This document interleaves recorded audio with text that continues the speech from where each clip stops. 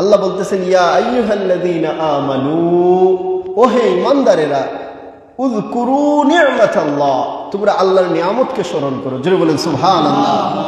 কোন নিয়ামত? নি'মাতাল্লাহি আলাইকুম, আল্লাহ তোমাদের উপর এক নিয়ামত দিয়েছিলেন। কোন নিয়ামত?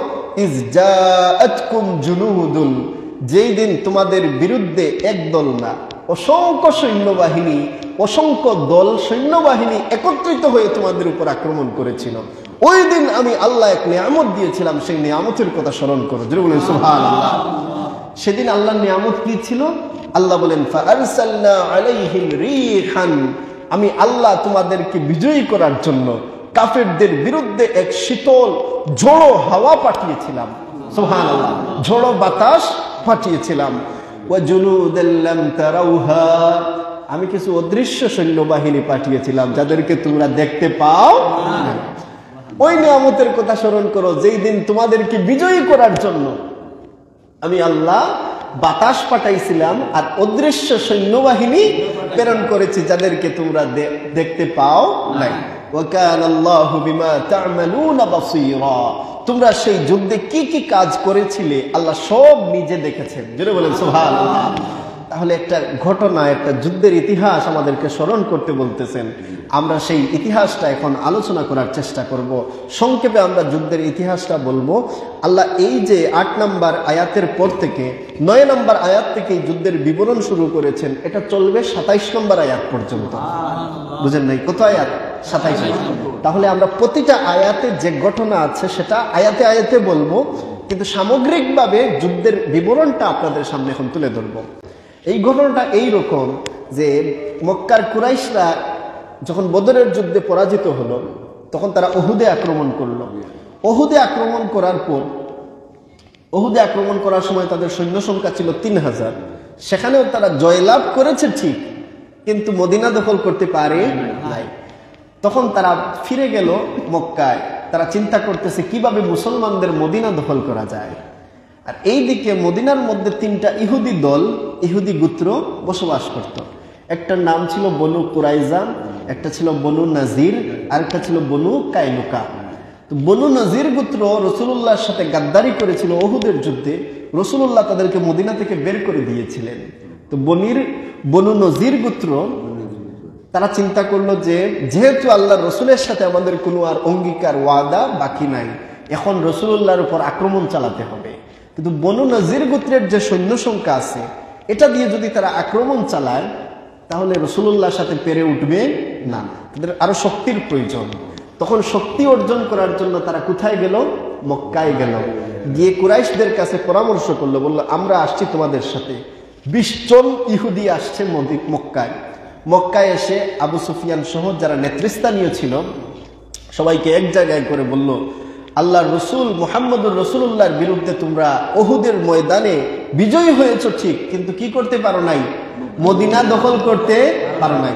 এখন আসো, আমরাও আক্রমণ করব, তোমরাও আক্রমণ করবে, একসাথে আক্রমণ করলে আমরা মদিনা দখল করতে পারবো। জোরে বলেন নাউজুবিল্লাহ। তখন মক্কার কুরাইশরা বলল, তোমরা যে আমাদেরকে ওয়াদা দিচ্ছ যে তোমরা আমাদের সাথে যুদ্ধ করবে, তো আল্লাহর রাসূল সাল্লাল্লাহু আলাইহি ওয়াসাল্লাম যেভাবে এক আল্লাহর ইবাদত করেন, তোমরা ইহুদিরাও তো আল্লাহর ইবাদত করো। যদিও রসুলকে মানো না, তোমরা নবী মানো মুসা নবীকে, কিন্তু আল্লাহ হিসেবে তো তোমরাও কাকে মানো? আল্লাহকে মানো। আমাদের মতো মূর্তি পূজা করো না। তো এখন তোমাদের সাথে যে কথা মতো আমরা যুদ্ধে যাব, যুদ্ধ করার পর যদি তোমরা আমাদের বিরুদ্ধাচরণ করো, কারণ তোমরা তো বলবা আমরা মূর্তি পূজা করি, আমরা খারাপ, তাহলে কি হবে? তখন ইহুদিরা তাদের মিথ্যা বলার অভ্যাস, এটা পুরানো অভ্যাস, এদের অভ্যাস পুরানো অভ্যাস, মিথ্যা বলতে খুব পছন্দ করে তারা। তো তারা বলল, দেখো আমরা ইহুদিদের জাতির কাছে নবী মুহাম্মদুর রাসূলুল্লাহর ধর্মের চাইতে তোমাদের মূর্তি পূজার ধর্ম অনেক ভালো, আমরা ভালো মনে করি। জোরে বলেন নাউজুবিল্লাহ। এরাও ভালোভাবে জানে মূর্তি পূজা করা শিরিক, এটা তাদের ভালোভাবে জানা আছে না নাই? আছে। কিন্তু তারপরেও তারা এখন মিথ্যা বলে বলল যে আল্লাহর রাসূল যে আল্লাহর দাওয়াত দেন সেই ধর্মের চাইতে তোমরা মক্কার মূর্তি পূজারীরা অনেক ভালো, আমরা তোমাদের সাথে আছি। মক্কার কুরাইশ বলে, তোমরা ইহুদি, তোমাদের বিশ্বাস করা কঠিন, তাহলে আসো কাবা ঘরে, কাবা ঘরের মধ্যে বুক লাগাইয়া তোমাদের কাছে আমরা ওয়াদা দিব তোমাদের সাথে আছি আমরা। বললো তাহলে চলো। তখন কাবা ঘরে গিয়ে যখন তারা বুক সিনা আল্লাহর ঘরে তাদের বুক লাগাইয়া ওয়াদা দিচ্ছে আল্লাহর নবী মুহাম্মদুর রাসূলুল্লাহকে হত্যা করার জন্য, জোরে বলেন নাউজুবিল্লাহ। তখন তারা ঐক্যবদ্ধ হলো। কয় দল হলো? 2 দল। ইহুদি এক দল আর কুরাইশ মূর্তি পূজারী এক দল। কুরাইশ বললো আমরা তো 2 যুদ্ধ অলরেডি করলাম, একটা বদরের যুদ্ধ আর একটা উহুদের যুদ্ধ। সেই যুদ্ধগুলাতে তো আমরা লড়াই করেছি, সৈন্য বেশি ছিল, কিন্তু তারপরেও জিততে পারি নাই, জিতলেও মদিনা দখল করতে পারি নাই। তাহলে সৈন্য সংখ্যা আরো বাড়াতে হবে। কি করা যায়? যে মক্কার আশপাশে আরো যত আরব গোত্র আছে যারা মূর্তি পূজা করে, সেই গোত্রগুলাকে কুরাইশের সাথে একত্র করতে হবে। কোন কোন গোত্র? তারা দাওয়াত নিয়ে গেল বনু গাতফান গোত্র। তাদেরকে বোঝালো যে তোমরাও আসো, আল্লাহ রসুলকে আমরা উনার বিরুদ্ধে যুদ্ধ পরিচালনা করব, মদিনা দখল করব। বনু গাতফানকে কাছে পেল। তারপর গেল বনু আসলামের কাছে, তারপর গেল বনু মুররার কাছে, এরপর বনু আশটা, বনু কিনানা, বনু ফাজারা, এইরকম 7টা গোত্র ঐক্যবদ্ধ হলো। কয় গোত্র? 7 গোত্র এক জায়গায় হয়েছে। আর ওইদিকে আছে আবার বনু নজির গোত্র। তো বনু নজির বলল আমরা মদিনায় যে 2 ইহুদি গোত্র এখনো আছে, বনু কাইনুকা আর বনু কুরাইজা, এদেরকেও চেষ্টা করব আমাদের সাথে দলভুক্ত করতে। তখন বনু নজির গোত্র এসে মদিনায় প্রবেশ করলো গোপনে, আর বনু কুরাইজা গোত্রকে কোনোভাবে রাজি করিয়ে ফেললো। তাহলে আরো এক দল বেড়ে গেল। ওইদিকে 7 গোত্র আর এইদিকে ইহুদি আরো এক গোত্র, মানে বনু নজির তো আগেই ছিল, আর এখন কে? বনু কুরাইজা।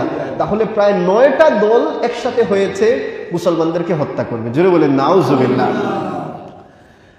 তখন তাদের সৈন্য সংখ্যা হয়ে গেল, অতীতে তারা এত সৈন্য একত্রিত করতে পারে না। 9 দল মিলাইয়া এক জায়গায় তাদের সৈন্য সংখ্যা দাঁড়ালো 15,000। বদরের যুদ্ধে তাদের সৈন্য ছিল 3,000। আর এখন বনু সব গোত্রকে একত্রিত করে খন্দকের যুদ্ধে তাদের সংখ্যা দাঁড় করিয়েছে 15,000। তাহলে আগের চাইতে প্রায় 4 থেকে 5 গুণ বেশি সৈন্য। আল্লাহ রসুলের কাছে সংবাদ গেল যে মক্কার সমস্ত পৌত্তলিক মূর্তি পূজারী গোত্র একমত হয়েছে, তারা যুদ্ধ করবে, রসুলুল্লাহর বিরুদ্ধে মদিনা দখল করবে। তারা আসতেছে, তাদের সাথে বনু নজির আছে, এমনকি বনু কুরাইজাও তাদের সাথে যোগ দিয়েছে। আল্লাহ রসুল তখন পেরেশানির মধ্যে পড়ে গেলেন। সাহাবায়ে কেরামদেরকে একত্রিত করলেন যে আমরা এতদিন বদরে 1000 কাফিরের সাথে লড়াই করেছি, উহুদে 3000 কাফিরের সাথে লড়াই করেছি, এখন যে বাহিনী আসছে তাদের আনুমানিক সংখ্যা 15,000। এত বড় বাহিনীর বিরুদ্ধে মুসলমানরা যুদ্ধ করবে।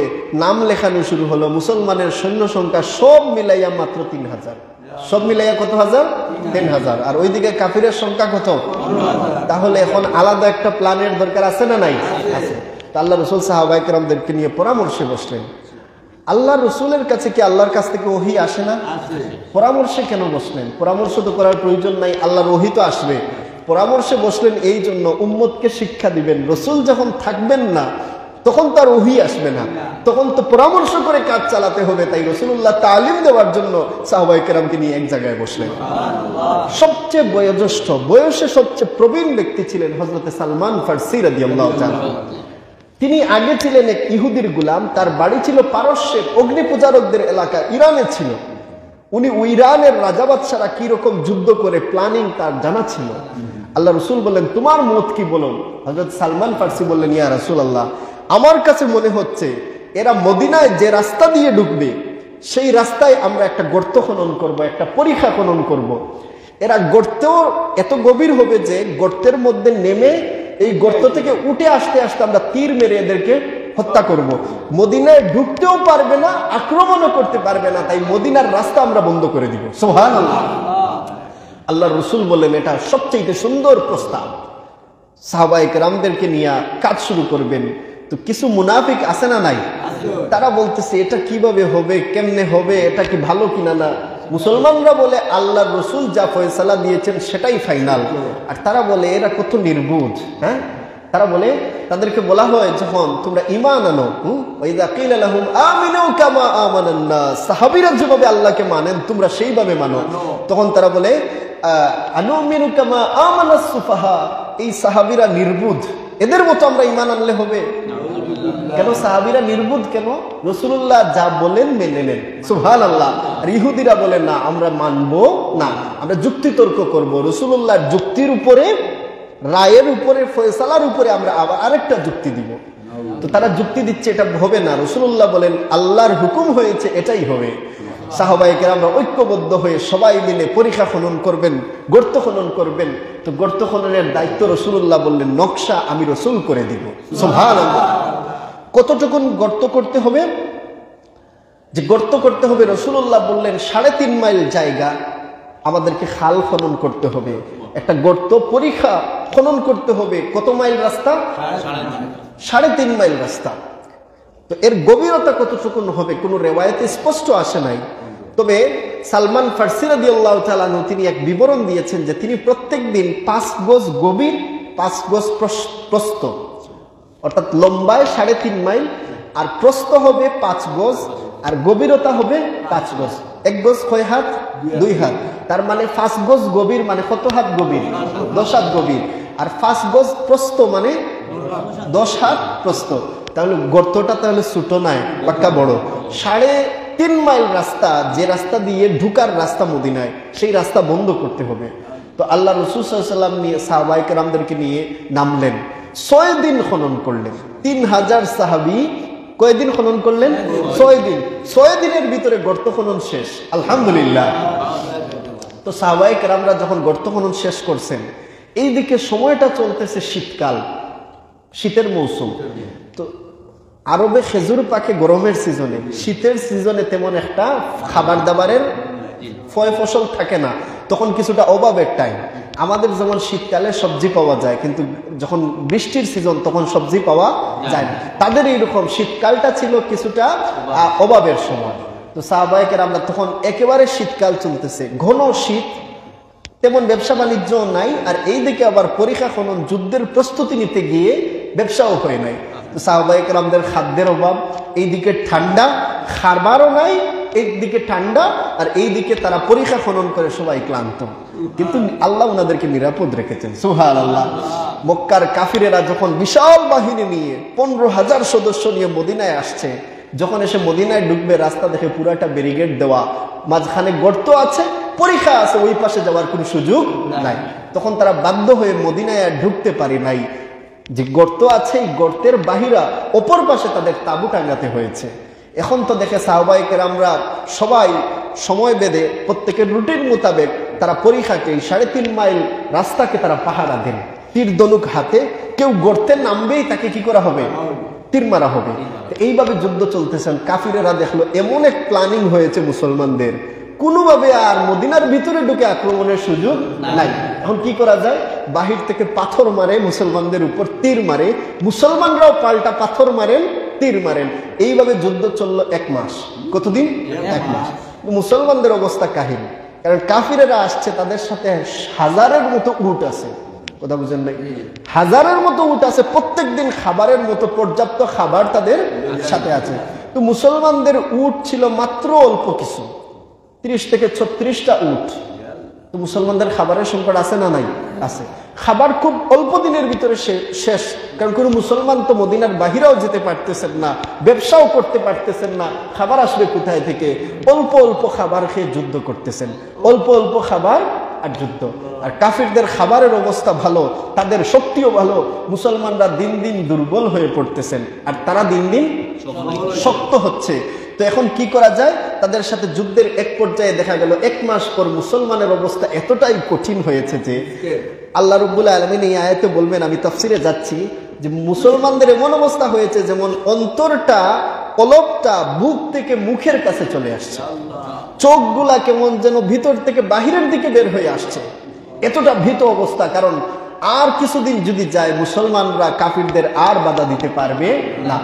না খেয়ে কতদিন থাকবেন? কতদিন চলতেছে? 1 মাস। তো আল্লাহ রাব্বুল আলামিন তখন আল্লাহ রাসূল সাল্লাল্লাহু আলাইহি ওয়াসাল্লামের উপর দয়া করলেন, কারণ সাহাবায়ে কেরামরা তখন বড় বড় কঠিন অবস্থার মধ্যে আল্লাহ রসুলের কাছে বারবার দোয়ার আরজি। আল্লাহ রসুল নামাজ পড়েন আর দোয়া করেন। তিনি 3 দিন একাধারে আল্লাহর কাছে দোয়া করলেন, আল্লাহ আপনার নুসরত, আপনার সাহায্য প্রেরণ করেন। 3য় দিন আল্লাহর পক্ষ থেকে সাহায্য আসা শুরু হলো। আল্লাহ রাব্বুল আলামিন কি সাহায্য পাঠালেন? চলতেছে কোন কাল, গরম না শীত? শীতকাল। তো শীতকালে যদি আরো কঠিন ঠান্ডা বাতাসের ঝোড়ো হাওয়া আসে, আরামদায়ক না কঠিন? খুব কঠিন। যেখানে কাফিরেরা মজবুত ছিল, আল্লাহ এমন এক বাতাস পাঠালেন যেই বাতাসের কারণে তাদের তাঁবুগুলা লন্ডভন্ড হয়ে গেল, তাদের যে খাবারের পাতিল ছিল এগুলা উড়িয়ে দূরে নিয়ে ফেলে দিল, তাদের পশুগুলা ছুটাছুটি শুরু করলো, এমন ঠান্ডা বাতাস আসা শুরু করলো, এদের আর টিকার কোনো সুযোগ নাই। এইদিকে আল্লাহ আবার কিছু ফেরেশতা পাঠালেন যাদেরকে কাফিরেরা দেখতে পাচ্ছে। সুবহানাল্লাহ। এই কাফিররা যখন ফেরেশতাদের চেহারা দেখতে পেয়েছে, তাদের যে শক্তিশালী অবস্থান, ফেরেশতারা কিন্তু মুসলমানদের পক্ষে যুদ্ধ করতে আসেন নাই, তারা আসছেন শুধুমাত্র কাফিরদেরকে ভয় দেখানোর জন্য। তো যখন কাফিরদের সামনে আল্লাহ ফেরেশতাদেরকে তুলে ধরলেন, এরা আরো ভীত হতে শুরু করলো, দেখলো উপায় নাই, এখন জান বাঁচানো ফরজ, সবাই মিলে তখন পলায়ন করলো। বিনা যুদ্ধে 1 মাস পর মুসলমানরা বিজয়ী। সুবহানাল্লাহ। 1 মাস তীর মারা হয়েছে, কিন্তু সম্মুখ লড়াই হওয়ার সুযোগ হয় নাই। 1 মাস থাকতে থাকতে এই ঝোড়ো হওয়ার কারণে তারা পলায়ন করেছিল। কিন্তু আল্লাহ কি প্রথম দিনই তাদের মুসলমানদের জন্য সাহায্য প্রেরণ করেছেন? না। কতদিন পরীক্ষা নিয়েছেন? 1 মাস মুসলমানদের পরীক্ষা নিয়েছেন, তাদের ঈমান কতটুকু মজবুত আল্লাহ দেখতে চেয়েছেন। আর মুসলমানদের মধ্যে মুনাফিক কোনগুলা? কারণ যখন আল্লাহর সাহায্য আসতেছে না, তখন মুনাফিকরা তো নানান কুকথা, কুবক্তব্য তারা প্রচার করতেছে। আল্লাহ মুসলমানদেরকে মুনাফিক চিনানোর জন্য, সুবহানাল্লাহ, মুনাফিক চিনানোর জন্য আল্লাহ সুযোগ করে দিয়েছেন, এমন ইমতিহান নিয়েছেন। 1 মাস পর যখন মুসলমানরা দৃঢ় মজবুত ছিলেন, তারা পিছু পা হন নাই, তখন আল্লাহর সাহায্য আসছে। তো আল্লাহ রাব্বুল আলামিন বলেন, ইয়া আইয়ুহাল্লাযীনা আমানু, ওহে ঈমানদারগণ, উযকুরু নি'মাতাল্লাহ, আমি আল্লাহ এক নিয়ামত দিয়েছিলাম, সেটা স্মরণ করো। আলাইকুম ইয জাআতকুম জুনুদুন, যেই দিন তোমাদের কাছে একদল আসে নাই, বহুদল সৈন্য একত্রিত হয়ে তোমাদের বিরুদ্ধে এসেছিল, সেই দিন ফাআরসালনা আলাইহিম রিহান, আমি আল্লাহ তোমাদেরকে সাহায্য করার জন্য কঠিন ঝোড়ো হাওয়া পাঠিয়েছিলাম, বাতাস পাঠিয়েছিলাম। সেই বাতাস তাদেরকে লন্ডভন্ড করে দিয়েছিল। হিম ঠান্ডা বাতাসের কারণে তারা টিকতে পারে নাই। ওয়া জুনুদান লাম তারাউহা, বহু ফেরেশতা আমি আল্লাহ পাঠিয়েছিলাম যাদেরকে তোমরা দেখতে পাও নাই, কিন্তু কিছু কিছু সাহাবী সেই সব ফেরেশতাদেরকে দেখেছিলেন। সুবহানাল্লাহ। কিছু কিছু সাহাবায়ে কেরাম দেখেছিলেন, যেমন হযরতে হুযায়ফা রাদিয়াল্লাহু তাআলা আনহু, তিনি বলেন, আমি এমন কিছু মানুষকে দেখলাম যাদেরকে জীবনে দেখি নাই।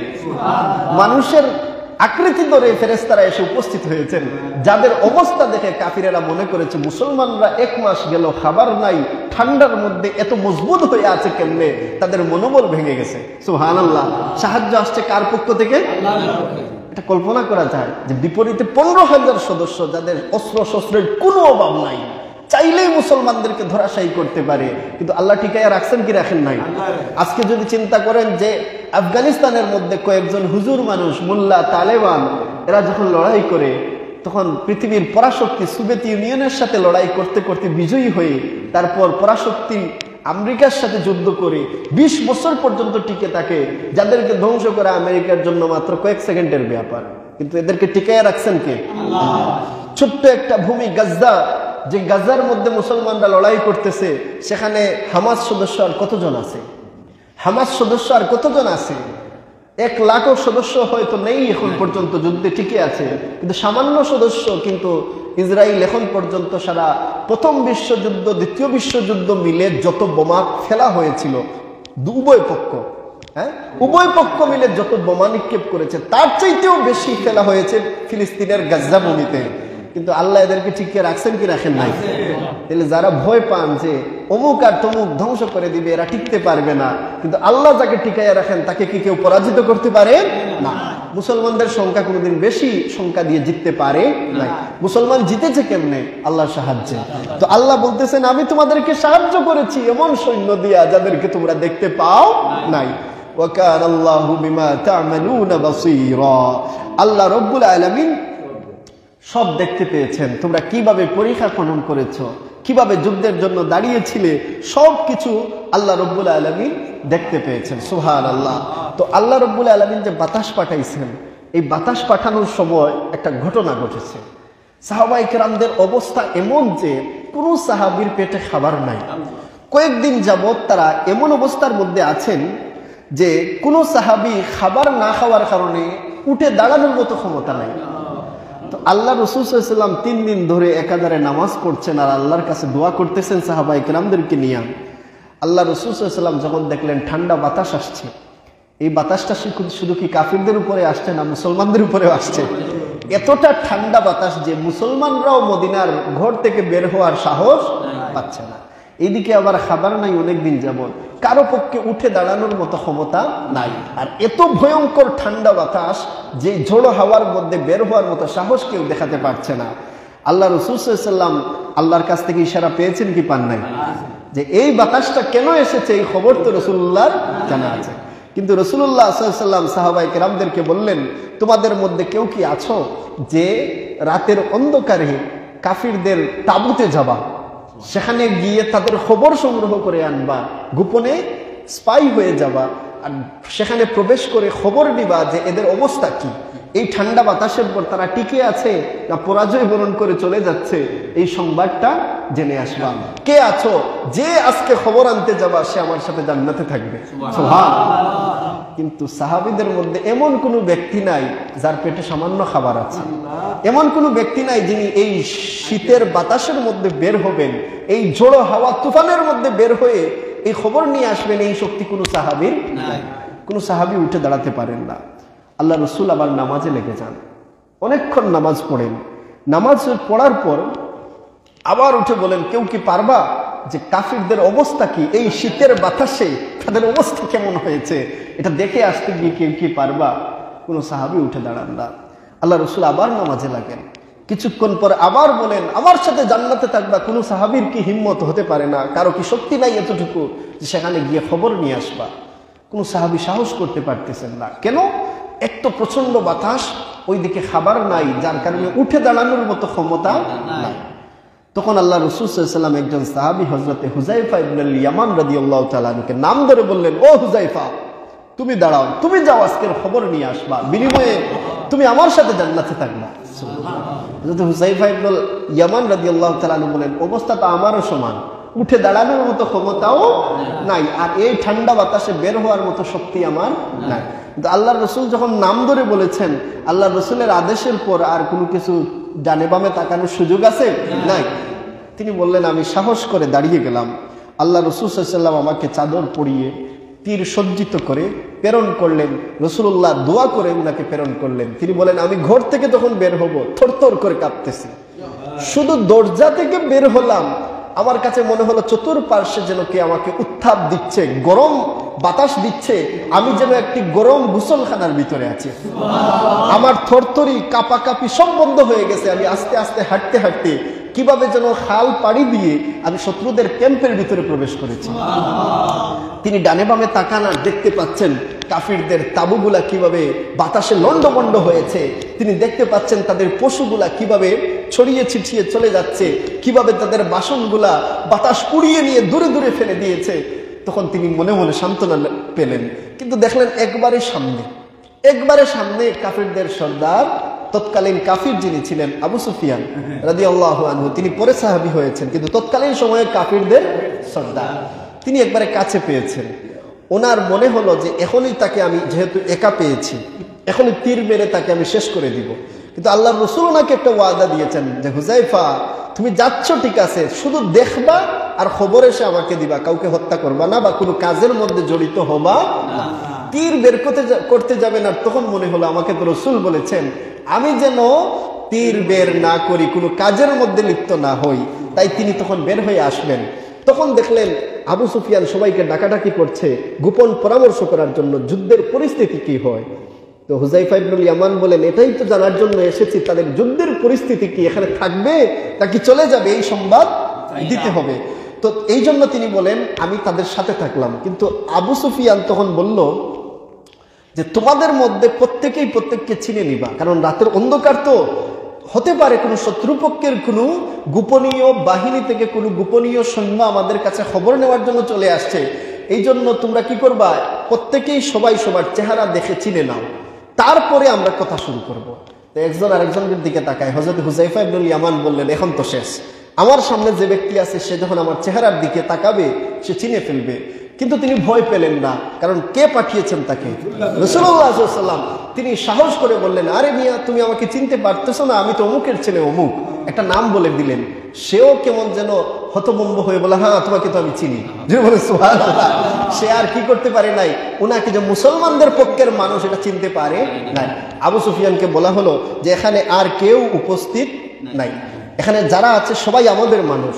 তখন আবু সুফিয়ান বলল, এই মুনাফিকরা, এই ইহুদিরা আমাদেরকে দাওয়াত দিয়ে মক্কায় আনছে। হ্যাঁ, বনু কুরাইজা আর বনু নজির মিলে আমাদেরকে আনছিল। এখন যখন ঠান্ডা বাতাস আসছে, এরা নিজেদের ঘরে চলে গেছে।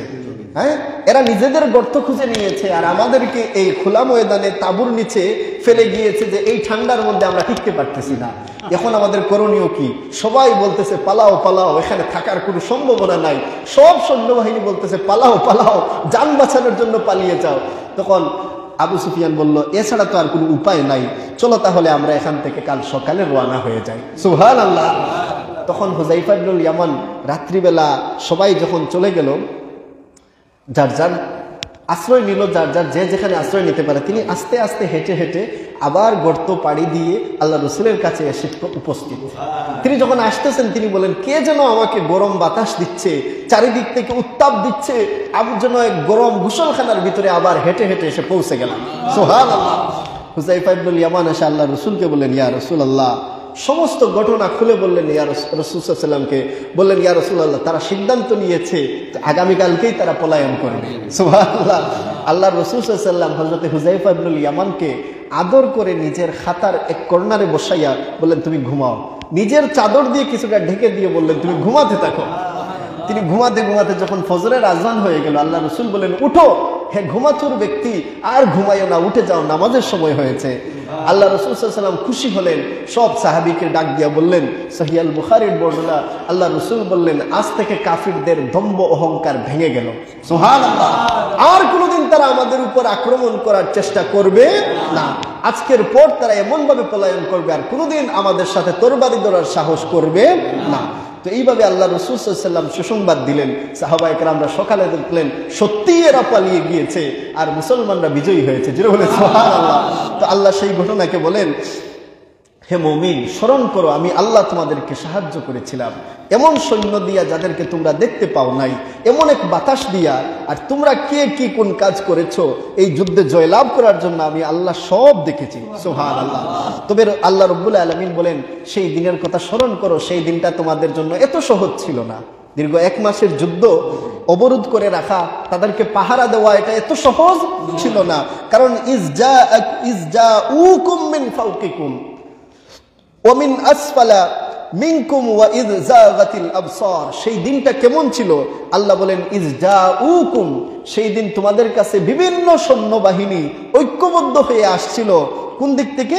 আল্লাহ বলেন, মিন ফাওকিকুম, একদল আসছিল উপরের দিক থেকে, আরেক দল আসছিল মিন আসফালা, নিচ দিক থেকে। উপরের দিক থেকে মানে কি?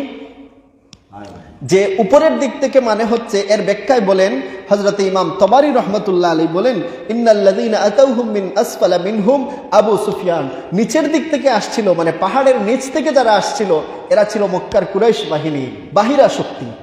আর আরেক দল আসছিল মিন আসফালা মিনকুম, নিচ থেকে আসছিল কারা? কাফির বাহিনীরা। আর উপর থেকে আসছিল কারা? এরা ছিল তোমাদের মদিনার ভিতরের শত্রু, বনু কুরাইজা। কারা?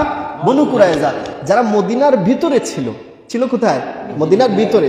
রাসূলুল্লাহর সাথে ওয়াদাবদ্ধ, চুক্তিবদ্ধ যে আমরা মুসলমানদের বিরুদ্ধে কোনো যুদ্ধ করব না, কোনো বাহিরা শক্তিকে আমরা আক্রমণের সুযোগ দিব না, এইভাবে ওয়াদাবদ্ধ ছিল। কিন্তু যখন তারা খবর পেয়েছে যে মক্কার সব বাহিনী একত্রিত হয়ে মদিনা দখল করতে আসতেছে, এইদিকে তাদের আরেক দল বনু নজির তাদের সাথে যোগ দিয়েছে। আর বনু নজিরের চাপাচাপিতে বনু কুরাইজাও বিদ্রোহ করেছে। তারা বলেছে, হে রাসূল, আপনার সাথে আমাদের আর কোনো সম্পর্ক নাই। তো এই বনু কুরাইজা তো খালের এই পারে, গর্তের এই পারে, মানে মুসলমানদের ভিতরে আছে। তাহলে শত্রু ভিতরেও আছে, বাহিরাও আছে। ভিতরের দিক থেকেও শত্রুর আক্রমণ, বাহিরের দিক থেকেও শত্রুর আক্রমণ। সুতরাং সেই দিনটা তোমাদের জন্য সহজ ছিল না। সেই দিনটা এমন ছিল, ইজ্জাগাতিল আবসার, তোমাদের চোখগুলা বিস্ফারিত হচ্ছিল ভয়ে, কেমন যেন চোখগুলা ভিতর থেকে বাহিরে চলে আসতে চাচ্ছিল। তোমাদের চোখগুলা ভয়ে বড় বড় হয়ে গিয়েছিল, এগুলা যেমন বের হয়ে আসতে চায়, ওয়াবালাগাতিল কুলুবু, তোমাদের অন্তরগুলা এতটা ভীত হয়েছিল যে অন্তরগুলা তোমাদের ভয়ের কারণে পৌঁছে গিয়েছিল আল হানাজিরা, একবারে গলার কাছে চলে এসেছিল। মানে তোমাদের মৌত কেমন যেন গলার কাছে চলে আসছে, তোমাদের রূহ বের হয়ে কেমন যেন কোথায় চলে আসছে, গলার কাছে চলে আসছে। এতটা ভীত সময় ছিল। দীর্ঘ 1 মাস ধরে খাবারও নাই, আর শীতের ঠান্ডা বাতাসের মধ্যে টিকার মতো সুযোগ নাই। সেখানে মুসলমানরা এতটা ভয় পাচ্ছিল, এক তো ভিতর থেকে যদি বনু কুরাইজা আক্রমণ করে, এদের সাথে যদি লড়াইয়ে মুসলমান ব্যস্ত হয়, ওই দিকে কাফিরেরা প্রবেশ করে ফেলবে। আর যদি এদের সাথে লিপ্ত থাকেন যুদ্ধে, ভিতর থেকে যদি বনু কুরাইজা আক্রমণ করে ফেলে, মুসলমানদেরকে ধরাশায়ী করবে। এতটা ভয় ছিল, সামনেও শত্রু পিছনেও শত্রু। তোমাদের ভয় এতটা ছিল যে চোখ বিস্ফারিত হচ্ছিল, তোমাদের রূহ, তোমাদের দিল, তোমাদের কলব গলার কাছে চলে আসছিল। সেই দিনটা সহজ ছিল না। তখন তাজুন্নুনা বিল্লাহি যুনুনা, তোমরা তখন আমি আল্লাহর ব্যাপারে নানান কুধারণা তোমাদের মাথায় আসছিল। বিপদে পড়লে নানান কুধারণা আসে কিনা না? শয়তান মানুষের মনে অনেক কিছু তুলে দেয় কিনা না? যে আল্লাহ রাসূল সাল্লাল্লাহু আলাইহি ওয়াসাল্লাম ওয়াদা দিয়েছেন, তারা অনেক দল মুসলমানরা যেভাবে বদরের দিবসে যুদ্ধের ময়দানে সাহায্য এসেছে, মুসলমানরা সেটা সচক্ষে দেখতে পেয়েছে। তাবুকের যুদ্ধে, অন্যান্য যুদ্ধে মুসলমানদের সাহায্য সাথে সাথে আসছে। হ্যাঁ, আর এই যুদ্ধে তো তারাও ধারণা করছিল যে আল্লাহর সাহায্য সাথে সাথে আসবে, হয়তো 2-4 দিনের ভিতরেই আমরা জয়লাভ করব। কিন্তু যুদ্ধটা তো আস্তে আস্তে লম্বা হচ্ছিল। তখন শয়তান বিভিন্ন দুর্বল মানসিকতার ব্যক্তিদের কাছে এসে কুবুদ্ধি দিচ্ছিল, কই তোমাদের আল্লাহর তো এখন আর সাহায্য আসতেছে না। এই জাতীয় নানান চিন্তা খেয়াল তোমাদের আসছিল। হ্যাঁ, তোমাদের খেয়াল আসছিল, কিন্তু তোমরা এটা বিশ্বাস করো নাই। সাহাবায়ে কেরামদের মধ্যে যাদের অন্তরে এই জাতীয় খেয়াল আসছিল, জুনুন এসেছিল, একটা ধারণা তৈরি হয়েছিল, কিন্তু এই ধারণা তাদের ঈমান ছিল না। বরং এগুলা সাধারণত আসে, আপনি আমি বিপদে পড়লে কত কিছু মনে আসে। তো আমি আল্লাহর ব্যাপারে তাজুন্নুনা বিল্লাহ, তোমরা আল্লাহর ব্যাপারে কিছুটা ধারণা করছিলে। আজ-জুনুনা, যেই ধারণাগুলো উচিত ছিল না, সঙ্গত ছিল না, নানা রকমের ভাবনা তোমাদের সামনে আসছিল। আল্লাহর সাহায্য আসবে কি আসবে না, কোন কারণে আসতেছে না, আল্লাহ কেন সাহায্য পাঠাচ্ছেন না, নানান ধারণা খেয়াল তোমাদের মাথায় এসেছিল। আল্লাহ বলেন হুনালিকা বুতুলিয়াল মুমিনুন, সেখানে সেই যুদ্ধে আমি আল্লাহ মুমিনকে খুব শক্তভাবে পরীক্ষা করেছি। ওয়াজুলজিলু জিলজালান শাদীদা, আমি মুমিনকে খুব শক্তভাবে কম্পিত করিয়েছি, শক্তভাবে ভয় দিয়ে তাদেরকে আমি পরীক্ষা করেছি। আমি আল্লাহ তাদেরকে অবশ্যই সাহায্য করব। ওয়া কানা হাক্কান আলাইনা নাসরুল মুমিনিন, মুমিনকে সাহায্য করা আমি আল্লাহর হক, আমি আল্লাহর দায়িত্ব, আমি সাহায্য করব, কিন্তু আমি এর আগে পরীক্ষা করি। সুবহানাল্লাহ। হুনালিকা বুতুলিয়াল মুমিনুন, আমি মুমিনকে সেখানে ইবতিলা করেছি, পরীক্ষা করেছি। দীর্ঘ 1 মাস পর্যন্ত তাদেরকে আমি বিজয় দেই নাই, কিন্তু তাদের ভয় ছিল, ভিতরেও শত্রু বাহিরাও শত্রু। এই ভয়ের মধ্যে দীর্ঘ 1 মাস কাটাতে হয়েছে। একদিন তো আল্লাহ রসুল 4 ওয়াক্ত নামাজ পর্যন্ত পড়তে পারেন নাই, এদের তীর নিক্ষেপের কারণে। এদেরকে পাহারা দিতে গিয়ে রাসূলুল্লাহ 4 ওয়াক্ত নামাজ কাজা হয়ে গিয়েছিল। বোঝা যায় কতটুকু গভীর এই আক্রমণ ছিল। আল্লাহ বলেন আমি মুমিনকে শক্তভাবে সেখানে পরীক্ষা করেছি। কেন করলাম? যাতে মুমিন ভালোভাবে চিনে ফেলে, মুমিনের ইমানেরও পরীক্ষা হয়ে যাবে, আর মুমিন আর মুনাফিকের পরিচয় হয়ে যাবে। জোরে বলেন সুবহানাল্লাহ। সেই যুদ্ধে মুনাফিকদের আচরণ কেমন ছিল, তারা কি করেছিল, পরের আয়াতে আল্লাহ মুনাফিকদের সম্পর্কে বলতেছেন। তো আল্লাহ বিজয় দিয়েছেন, কিন্তু দেওয়ার আগে মুমিনকে শক্ত পরীক্ষা করেছেন। তো আল্লাহ সেই পরীক্ষা করার কথা বললেন, আমি তোমাদেরকে শক্তভাবে পরীক্ষা নিলাম, তোমাদেরকে কম্পিত করলাম, শক্তভাবে তোমাদেরকে ভয় দেখালাম। কেন? কারণ তোমাদেরকে আমি বিজয়ী করব, আর বিজয়ী করতে হলে আগে আমি পরীক্ষা নেই। জোরে বলেন সুবহানাল্লাহ। তো আল্লাহ রাব্বুল আলামিন 11 নম্বর আয়াত পর্যন্ত মুমিনদের যুদ্ধের ইতিহাস বললেন। সেই যুদ্ধের মধ্যে মুনাফিকদের রুলস কেমন ছিল, তারা কি কি কাজ করেছিল, সেই আলোচনা আল্লাহ শুরু করবেন কত নম্বর আয়াতে? 12 নম্বর আয়াতে। আজকে আমরা সূরা আহজাবের কত নম্বর আয়াত তিলাওয়াত করলাম? 11। ইনশাআল্লাহ আগামী সপ্তাহে আমরা মুনাফিকরা আহজাবের যুদ্ধে কি করেছিল সেই ইতিহাস ইনশাআল্লাহ আলোচনা করব। আল্লাহ আমাদেরকে আলোচনা করার তৌফিক দান করুন। আর আমরা যে আলোচনা শুনলাম সে অনুযায়ী যেন ঈমানকে মজবুত করতে পারি, নিজেকে যেন আল্লাহর রাস্তায় সঁপে দিতে পারি, আল্লাহর উপর সঠিক বিশ্বাস রাখতে পারি। আল্লাহ তৌফিক দান করুন। ওয়া আখিরু দাওয়ানা আলহামদুলিল্লাহি রাব্বিল আলামিন।